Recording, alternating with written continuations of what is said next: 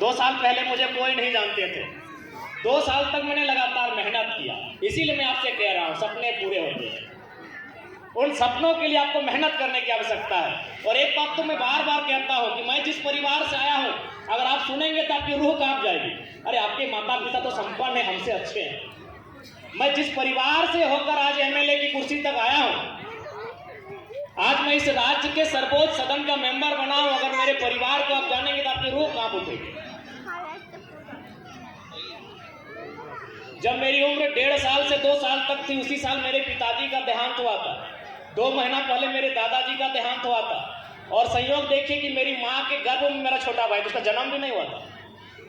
पूरे 20 साल तक जनरली जब हम मुखिया की बात करते हैं, इस घर का मुखिया कौन है, तो हमारे चूंकि ये पितृ प्रधान देश है, तो हमारे जहन में एक मर्द की छवि आती है। इस घर का कोई मुखिया मर्द होगा, चाहे चाचा होगा, जेठा होगा, मामा होगा, मौसा होगा, दादा होगा, नाना होगा या भैया होगा। इस घर का मुखिया कोई मर्द होगा।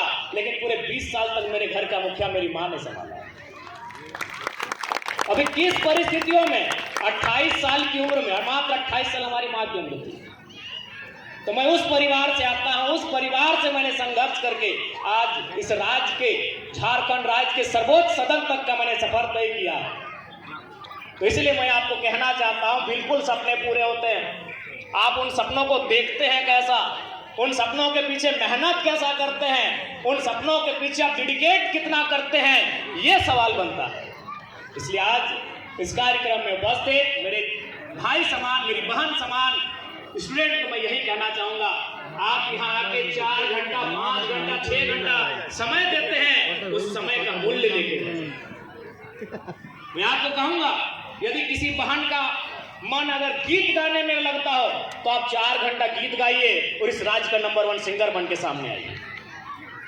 यदि किसी भाई को दौड़ने में मन लगता है कि हमको पढ़ने में नहीं दौड़ने में मन लगता है, आप 6 घंटे दौड़िए और झारखंड राज्य का नंबर 1 धावक बन के सामने आइए। मेरा कहना है कि जहां आप 4 घंटा से 6 घंटा देते हैं, वो बेकार नहीं जाना चाहिए।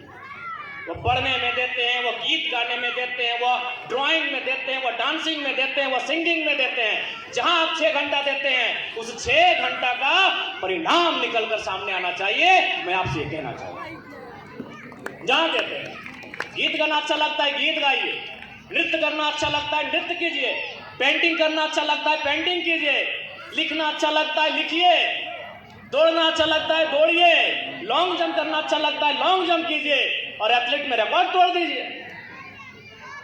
इस दुनिया में कोई काम छोटा नहीं होता है। इसलिए आज यही आपसे मेरा संदेश रहेगा, आप अपने गुरुजनों के सानिध्य में, अपने शिक्षक शिक्षिकाओं के सानिध्य में 6 घंटा समय देते हैं, ये समय जाया नहीं होगा। चूंकि यहाँ अभिभावक भी आए हैं, माताएं भी आए हैं, मैं आपको भी कहना चाहूंगा कि निसंदेह आज 21वीं सदी के दौर में हम कदम रखे हैं। एक प्रतिस्पर्धा का दौर है, लेकिन फिर भी यही कहेंगे, अपने बच्चों को मशीन की तरह नहीं, मनुष्य की तरह ही ट्रीट कीजिए।